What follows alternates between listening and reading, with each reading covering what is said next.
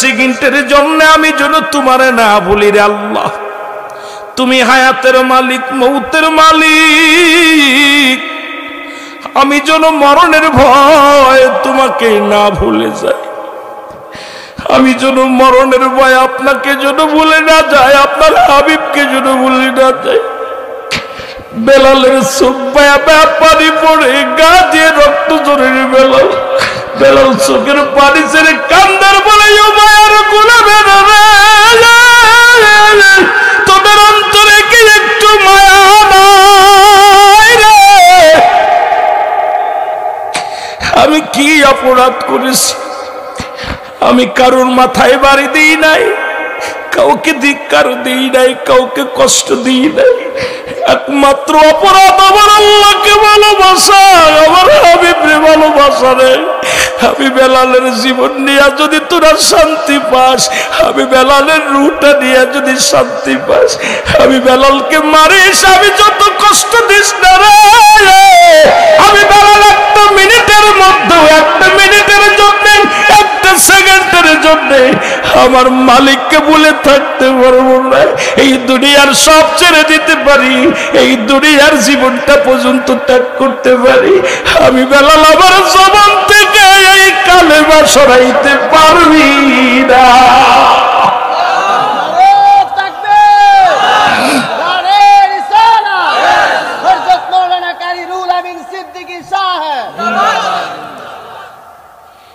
নবীর আশেক বেলাল কত অনুনয় বিনয় করলো, কিন্তু এই দুষ্ট মানুষেরা অপরাধ কি কালেমা পড়া। আপনারা দেখেছিলেন আফগানের মধ্যে, আফগান যখন যুদ্ধ শুরু হলো, ওই মিয়ানমার যখন যুদ্ধ শুরু হলো, শত শত হাফেজি কোরআন তারা বুকের মধ্যে কোরআন ধরেছিল, এইভাবে আঁকড়ে ধরেছিল। ওই দেশের দুষ্ট সেনাবাহিনীর লোকেরা বলেছিল, হয় কোরআন ছেড়ে দে, নাই জীবন দিয়ে দে। ছেলেরা বলেছিল, আমরা জীবন দিলে জান্নাত পাবো, কোরআন ছাড়লে বেঈমান হব। আশ্চর্য হয়ে গেছিলাম মদিনের মানুষগুলো যখন গ্রাস ফায়ার দিয়েছিল। 500 কোরআনের পাখিগুলোকে যেদিন গ্রাস ফায়ার করে মেরেছিল, আপনারা নেটে দেখবেন সার্চ দিয়ে। তারা বলেছিল, আমরা যদি কোরআন দিয়ে দিই, কোরআন দিলে ঈমান চলে যাবে, আর জীবন দিলে আমি আমার জান্নাত পাবো, জীবন দিলে আমার মাওলারে পাবো। এইরকম বুকটা পেতে, প্রতিটা ছেলেরা বুক পেতে দিচ্ছে, ছোট ছোট মাসুম বাচ্চাগুলো বুক পেতে দিচ্ছে, মারো, গুলি মারো। দেখা যায় তাদেরকে গ্রাস ফায়ার করে রক্তের বন্যা বয়ে গেছে, কিন্তু তারা কোরআন ছাড়ে নাই, আল্লাহকে বলে নাই, রাসূলকে বলে নাই, জীবন দিয়ে গেছে। এইরকম যদি কালেমা পড়তে হতো, বেলালের মতো যদি নির্যাতিত হতাম, আমার বিশ্বাস বাংলার জমিনে শতকরা 10 জন মোটামুটি মুসলমান পাতাম বলে আমার বিশ্বাস হয় না। এ দুনিয়ার মুসলমান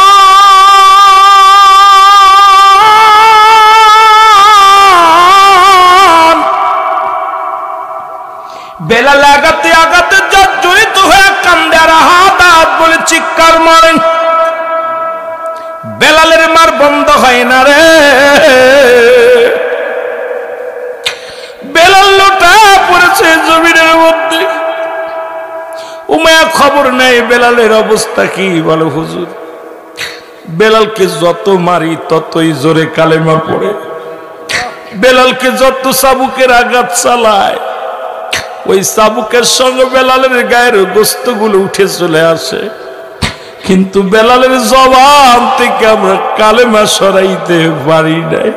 আমরা মারতে মারতে নিজেরাই তো অসুস্থ হয়ে গেলাম, কিন্তু বেলালের জবান থেকে কালেমা সরাইতে পারি নাই। জোরে জোরে চিল্লায় বলা যাবে না আল্লাহু আকবার। যাও তোমরা যাও, বেলালকে বুঝাও, যদি আর মারার দরকার নেই বুঝাও। বেলালকে বুঝানো হলো, বেলাল কোনো কিছুই বোঝে না, একমাত্র আমার স্রষ্টাকে, আমার নবীকে, রাহমাতুল লিল আলামিন, আমার স্রষ্টা হলো আমার আল্লাহ। আমি হার মানি না। বেলাল কান দেওয়ার পরে উমাইয়া খবর দিল, যাও উট কিসে করো, তেজি ঘোড়ার পিছে বেলালকে বাঁধো, বেলালকে পিঠে ঘোড়ার লেজের সঙ্গে বেঁধে টানো, মরু প্রান্তরে টানা হোক, দেখবে বেলাল এমনি কালেমা ছেড়ে দিবে। বেলালকে ঘোড়ার পিছে বাঁধা হলো, বেলালকে মরু প্রান্তরে টানে, আঘাত লাগে, পাথরের আঘাতগুলো লাগে, গোস্তগুলো ছুলে যায়, চামড়াগুলো ছুলে গেছে, রক্ত ঝরতে ঝরতে রক্ত শূন্য হয়ে গেল, রক্ত শূন্যতা হয়ে গেল। তবু বেলালের জবান শুধু ঠোঁট দুটে চলে আহাদ আহাদ আহাদ আহাদ বলে চলে। বেলালকে এত অত্যাচার করার পর বেলাল মৃত্যুবরণও করে নাই, কালেমাও ছাড়ে নাই। ওমায়া বলল কি খবর? কয় হুজুর উনি মৃত্যুবরণ করে নাই, কালেমাও ছাড়ে নাই। কয় মরু প্রান্তরে হাতের মধ্যে শিকল দিয়া, পায়ের মধ্যে শিকল দিয়া, পেরাক লাগায়া উত্তপ্ত রোদের মধ্যে বেঁধে রাখো, আর বুকের মধ্যে পাথর চাপা দাও, যতক্ষণ পর্যন্ত বেলাল মৃত্যুবরণ না করে এই মরার সংবাদ যেন আমি শুনতে পাই। বেলাল যেন জীবিত না থাকে, ওকে উত্তপ্ত রোদের মধ্যে ফেলে রাখো। কোন খোদা বাঁচায়, কোন আল্লাহ বাঁচায়, ওর কোন ভগবান বাঁচায়, কোন মৌলা বাঁচায়। বেলালের হাতে পায়ের মধ্যে রশি বাঁধা হলো, বুকের মধ্যে বড় একখানা পাথর চাপা দিয়া হলো। বেলালকে রেখে দিয়া মনুপ্রান্তরে রেখে দিছে, আর বেলাল কান্দে, কালে মার মালাটা পড়ছি আমি, যত পারো যন্ত্রণা দাও গো তুমি, বলো যত পারো যন্ত্রণা দাও। আরো জোরে বললেন, কালে মার মালাটাও পড়ছি আমি, যত পারো যন্ত্রণা দাও গো তুমি, বলো যত পারো। মানি না হার যে মানি না, মানি না হার যে মানি না, হায়াত মৌতের মালিক তুমি, কালে মার মালাটাও পড়। জোরে বলেন না, যত পারো যন্ত্রণা দাও গো তুমি, বলো যত পারো। এই কালে মার মালাটা পড়ছি আমি, যত পারো যন্ত্রণা দাও গো তুমি, বলো যত পারো যন্ত্রণা। এ রহিম,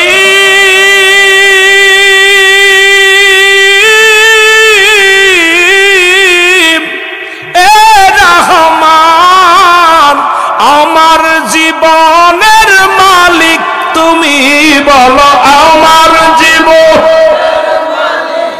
জোরে জোরে যুবকেরা, আমার জীবনের তুমি, এই কালেমার মালাটা মরুপ্রান্তরে ফেলে রাখলো। বেলালের চোখ দুটি বেয়ে বেয়ে পানি পড়ে, জবান দিয়া ঠোঁট দুটি খালি নড়ে আহাদ আহাদ বলে। খবর পাইল হযরত আবু বকর সিদ্দিক রাদিয়াল্লাহু তাআলা আনহু, খবর পাইল উমাইয়ার বংশ। এই মহল্লার মধ্যে একজন আল্লাহর নবীর আশিকে রাসূল আমার বেলাল।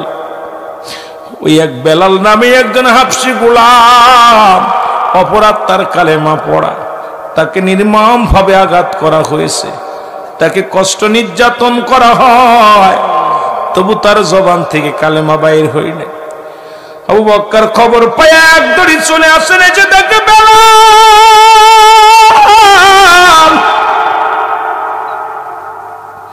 এই জমিনের মধ্যে পড়ে আছে রে।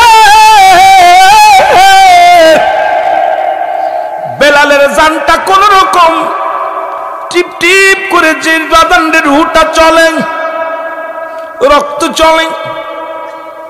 বেলালকে দেখে একটা দড়ি চলে গেলেন উমাইয়ার বাড়িতে, যা বলো উমাইয়া, ও উমাইয়া। উমাইয়া বলে তুমি কে? কই মক্কা থেকে এসেছি। কেন এসেছো? বলে আমি ব্যবসা করি এলাকার মধ্যে, এই মদিনার বুকে ব্যবসা করি, এলাকার মধ্যে ব্যবসা করি। আমি এসেছি, আমি জানি তুমি একজন জ্ঞানী মানুষ, তুমি একজন বুদ্ধিমান মানুষ, তুমি একটা নেতা, তবে তুমি বেলালের কাছে পরাজয় মেনেছো। বলে কি বলতে চান? হ, তুমি বেলাল নামে একজন গোলাম তুমি কিনেছো? বলে হ্যাঁ। তোমার অনুগত হয় নাই, তোমাকে খোদা বলে মানে নাই, তোমাকে মালিক বলে মানে নাই। এর কারণে বেলালকে তুমিও প্রচন্ড প্রহার করেছো, আঘাত করেছো, জমিনের মধ্যে ফেলে রাখছো। আরে তোমার যদি অনুগত না করে বেলাল মারা যায়, তুমি তো সারেন্ডার, তুমি কি করবা? তুমি পরাজয় মানবা। সবাই বলবে উমাইয়ার হক হুকুম মানে না, উমাইয়ার রাজ্যে মৃত্যু হয়েছে, বেলালের জয় হয়েছে। একটা কাজ করো, তোমার রাজ্যে যদি বেলাল মারা যায় তুমি পরাজয় মানবা, এর চাইতে বেলালকে দূরে ফেলে দাও, বর্ডারে ফেলে দাও, তোমার রাজ্যে তারে মরতে দিও না, তুমি পরাজয় মেনো না, তোমাকে ভালো নেতা জানি। উমাইয়া কয় বাবা ভাইরে তুমি তো ভালো একটা বুদ্ধি দিছো, যে আমার অনুগত্য নাই, আমার হুকুম মানে না, যে আমারে খোদা বলে মানে না, আমার রাজ্যে তারে মরতেও দিতে পারি না। তাড়াতাড়ি কয় দেখ দি মরছে নি, খবর নে। কাকে খবর নে, যদি না মরে তারে দূরে ফেলে দাও। হযরত আবু বকর বলে, হযরত আবু বকর সিদ্দিক রাদিয়াল্লাহু তাআলা আনহু বলে উমাইয়া রে, আমি দেশে যাব, ফিরে মন চায়, তবে আপনার যেহেতু কিনা গোলাম, আমারও একটা গোলামের প্রয়োজন। যেহেতু আপনার অনুগত্য নয়, আপনি কিছু হাদিয়া নেন, যাতে কিনেছেন এই হাদিয়াটা আপনি লন। আমি বেলালকে নিয়ে যাই, যদি বেঁচে থাকে তাহলে আমি তাকে সুস্থ সেবা যত্ন করে সুস্থ করে আমার কাজে লাগায় দিব, আর যদি মারা যায় আপনার রাজ্যের বাইরে নিয়ে তারে ফেলে দিব। উমাইয়া কয় যা দিবি দে, তাড়াতাড়ি দে। জোরে কন্যা মারহাবা। উমাইয়ার কাছ থেকে বেলালকে কিনে নিলেন। এ মুসলমান, উমাইয়ার কাছ থেকে কিনে নিয়ে বেলালের কাছে দৌড়ায়া গেলেন হযরত আবু বকর সিদ্দিক। যা বুকের উপর থেকে পাথরখানা সরায়া দিছে দৌড়ায় যায়া, যখন পাথরটাও বুকের থেকে সরাইছে, বেলাল আওয়াজ দিয়ে বলে মুহাম্মাদুর রাসূলুল্লাহ। জোরে জোরে চিল্লায় বল সাল্লাল্লাহু। আরে আবু বকর চিৎকার করে বলে বেলাল,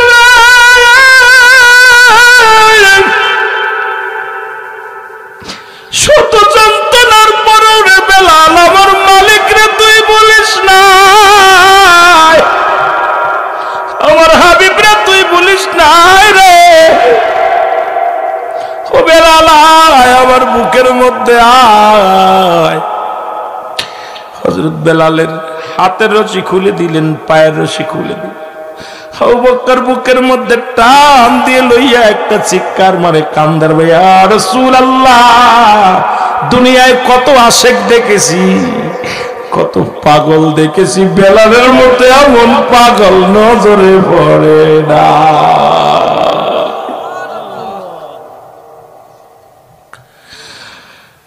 আমার ভাইরা, আমার বন্ধুরা,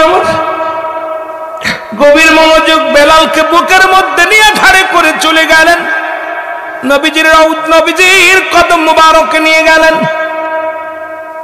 নবীজির কদমের মধ্যে নিয়ে বেলালকে খাড়া করলেন।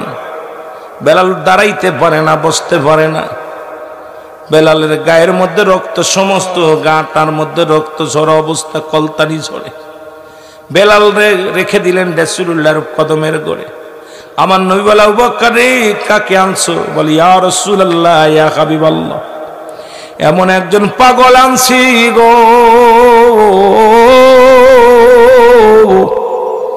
যিনি আপনাকে ভালোবাসিয়া জীবন দিতে পারে, আপনার জন্য জীবন নিতে পারে। ইয়া রাসূলুল্লাহ, ইয়া হাবিবাল্লাহ, কিনা গোলাম, হাবশী গোলাম বেলাল উমাইয়ার গোলাম ছিল। কালেমা পড়ার অপরাধে বেলালের উপরে কত নির্মম নির্যাতন হয়েছে। বেলালকে আমি দেখে সহ্য করতে পারি না, ওই ব্যবসার কিছু হাতিয়া দিয়া বেলালকে আমি কড়াই করে আপনার কদমের মধ্যে আনছি। ইয়া রাসূলুল্লাহ, ইয়া হাবিবাল্লাহ, আপনি আপনার বেলালকে একটু কদমের মধ্যে জায়গা করে দেন। জোরে জোরে চিল্লায় বলা যাবে না মারহাবা। রে আমার মদিনায় নিবানি ওগো নবীজি আমার মদিনায় নিবানি বলো আমার মদিনায় নিবানি ওগো নবীজি আমার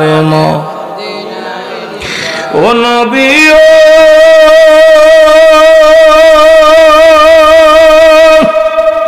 এবার সর্বশির আশাকান কান্দিয়া হইল হয়রান একবার যদি দিদার আপনার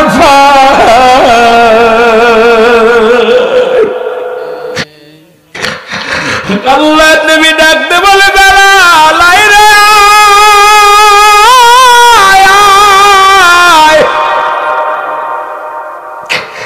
আমি নবীর বুকের মধ্যে আইরা বেলাল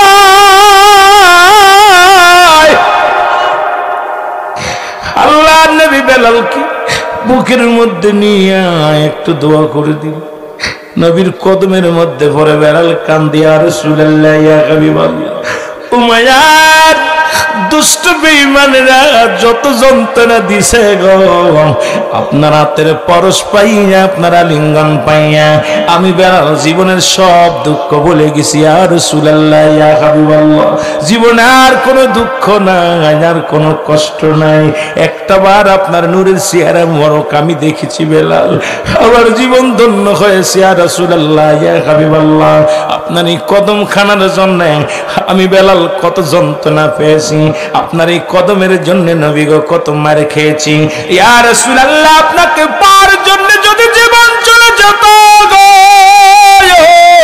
তবু আমার কোনো দুঃখ ছিল না নবী গো আপনার চরণখানা পাইয়া আপনার কদমখানা পাইয়া আমি বেলালের জীবন ধন্য হয়ে গেছে জোরে জোরে চিল্লায় বলেন মারহাবা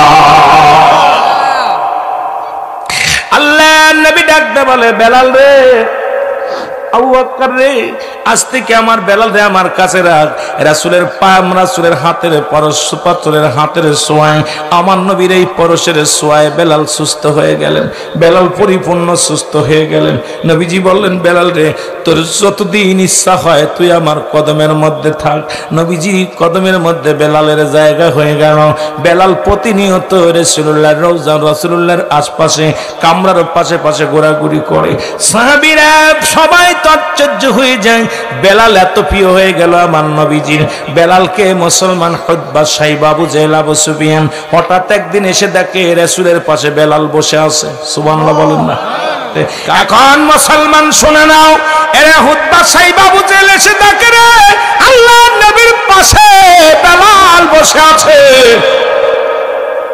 উতবা সাইবা আবু জেহেল বলে এ মুহাম্মদ সাল্লাল্লাহু আলাইহি ওয়াসাল্লাম আমাদের তো মন চায় আপনার সাথে দুইটা কথা বলতে আমাদের তো মন চায় আপনার সঙ্গে দেখা সাক্ষাৎ করতে কিন্তু আয়েশা দেখলাম আমাদের মতো নেতা আমাদের মতো বড় বড় নেতারা আপনার কাছে বসবে অথচ আপনি বলে নবী আপনার পাশে যদি বেলালের মতো নিগ্রহ হাফসি গোলাম থাকে হাফসি গোলাম যদি আপনার কদমের পাশে থাকে আমাদের মানায় না আমাদের ইজ্জত থাকে না সুতরাং আপনার বেলাল যদি যে কদমের মধ্যে জায়গা হয় সেই জায়গা আমরা এত বড় বড় তারা কেমনে বইব জোরে জোরে চিল্লায়া বলা যাবে না আল্লাহু আকবার নবীকে ডাকতে বলতেছে মুহাম্মদ আমাদের তো মন চায় আপনার কদমে আসতে কিন্তু বেলালের মতো হাফসি গোলাম যদি আপনার কদমের মধ্যে থাকে আমরা বড় লোক মানুষ দামি মানুষ মানায় নাকি এক জায়গায় মালিক আর কর্মচারী এক জায়গায় এটা মানায় না আমার নবী ডাকতে বলে কি বলতে চাও তুমি বলে হুজুর বেলাল যদি আপনার কদমের মধ্যে না থাকে তাহলে আপনার কাছে আমরা বায়াত গ্রহণ করব আপনার কাছে আমরা আসব আল্লাহু আকবার বলেন আরো জোরে আল্লাহর নবী ডাকতে বলে বেলাল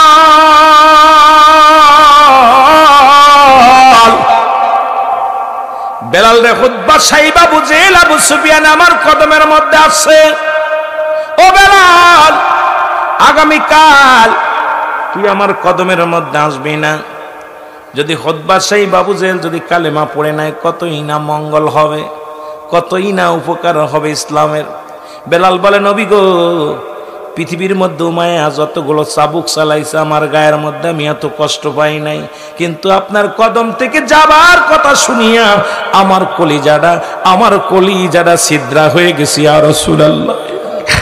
আল্লাহ নবী, মায়ের নবী গো, আমি বেলাল আপনার কদম ছেড়ে একটা মিনিটের জন্য গেলে আমি বাঁচব না ইয়া রাসূলুল্লাহ। নবী বলে, বেলাল রে শুধু একটা দিনের জন্য আসবি না, আগামীকাল আসবি। এখন কদম থেকে যাও, আগামীকাল আসবি। হকবা সাইব আবু সাইল আবু সুফিয়ান যদি কালেমা পড়ে নেয় কতই না উত্তম হবে। বেলাল বলে, নবী গো আপনার কদম ছেড়ে আমি যেতে পারবো না। আমার নবী কয়, বেলাল একটা দিনের জন্য আসবি না? বেলাল কানতে কানতে বাইর হয়ে গেলেন। ডাক দে বলে, আমার আল্লাহ, যদি মানুষের হাতে হায়াত থাকতো পৃথিবীর কোনো মানুষ আমারে হায়াত দিত না, আমি হাফসি গোলাম। আল্লাহ, মানুষের হাতে যদি হায়াত থাকতো এই দুনিয়া আমি আমার মতো নিগ্রহ হাফসি গোলাম রে কেউ হায়াত দিত না। আল্লাহ, মানুষের হাতে যদি ঈমান থাকতো আমি বেলাল রে কেউ ঈমান দিত না। আল্লাহ, তোমার কাছে ঈমান থাকার কারণে আমি বেলাল ঈমান পেয়েছি রে আল্লাহ, তোমার কাছে হায়াত থাকার কারণে আমি হায়াত পেয়েছি। আজকে গরিব হওয়ার কারণে আমার রাসূলের কদমে জায়গা হয় না রে। আমি যে নবীর কদম ছাড়া বাঁচতে পারি না গো, আমি যে আমার নবীর কদম ছাড়া একটা মিনিট বাঁচতে পারবো না। কানতে কানতে বলে, আমার আল্লাহ তুমি আমারে নিয়ে যাও, আমি রাসূলুল্লাহর কদম ছাড়া বাঁচতে পারি না রে আল্লাহ। রাসূলের কদম ছাড়া আমি কেমনে সময় কাটাবো, আমি কেমনে আল্লাহ গো আমি বাঁচবো, আমারে তুমি নিয়ে যাও।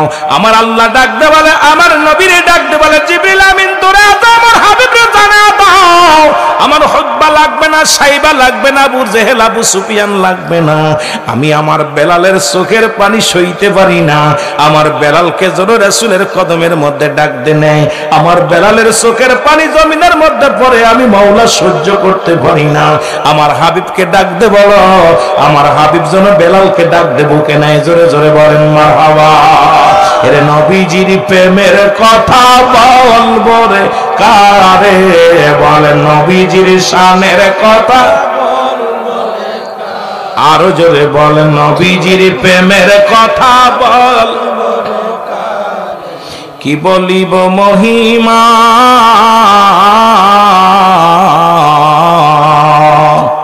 বলেন নবী ফাতেমা যেতে হবে মারে মাটির কবরে, নবীজির গুণের কথা বল বলে কারে, বলেন নবীজির প্রেমের কথা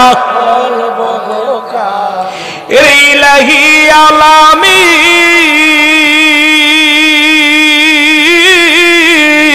নবীর উম্মতের জাবিন, তরবে দয়াল নবী তোমায় বিফাদে, নবীজির গুণের কথা বলে কারে, বলেন নবীজির শানের কথা,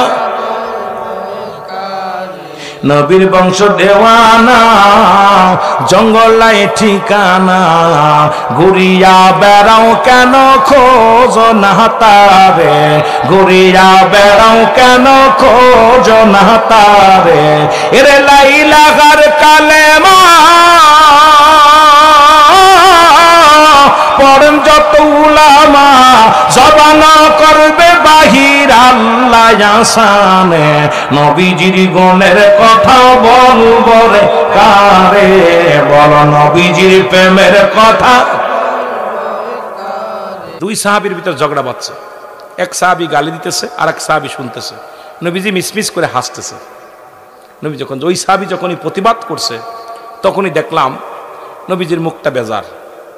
তখন বলতে, হুজুর আমাকেও গালি দিচ্ছে, আপনি তখন হাসতেছিলেন, আর আমি যেই উত্তর দিলাম আপনি এখন মুখটা বেজার। কয় সাহাবীর, আমি দেখলাম তোমাকে যখন গালি দিতেছিল তো ওর আমলনামা থেকে তোমার সবগুলো কেটে কেটে তোমার আমলনামে আসতেছিল, এটা দেখে আমি খুব আনন্দিত হচ্ছিলাম যে এত কষ্ট করে ইবাদত বন্দেগী করেছে আর তোমার আমলনামা থেকে ওর আমলনামা থেকে কেটে কেটে তোমার কাছে চলে আসতেছে। যখনই তুমি উত্তর দিছো দেখলাম তোমার থেকেও কেটে যাচ্ছে, এটা দেখে আমি কষ্ট হয়েছে। তা আমার বাবারা, আজকে আপনি গীবাত করতেছেন, গিবাত করতো একদম। আপনারা জানেন যে হিংস এক নাম্বার, এই যে হিংসা মানুষের দোয়া আল্লাহ কবুল করে না। এই যে সবে কদর গেল, সবে বরাত গেল, এই ভাগ্যরজনিত এই শাবান মাসেও দুই শ্রেণীর মানুষের দোয়া কবুল হয় না। এক নাম্বার হলো হিংসা মানুষ, হিংসু, আর একটা হলো আপনার হলো আর শরিক, আল্লাহর সঙ্গে শরিক করা, আল্লাহর সঙ্গে শরিক করে। দুই মানুষের দোয়া আল্লাহ কবুল করে না। তা আপনি এত জানেন, আপনি এত হিংসা থাকে কেন? পেট ভরা হিংসা নিয়ে খোদার দিদার করা সম্ভব না। ওই কালি মাখা আয়না দিয়ে মুখ দেখা যায় না, হৃদয় ভরা ময়লা নিয়ে আল্লাহ দিদার হয় না। জোরে বলেন ঠিক কিনা?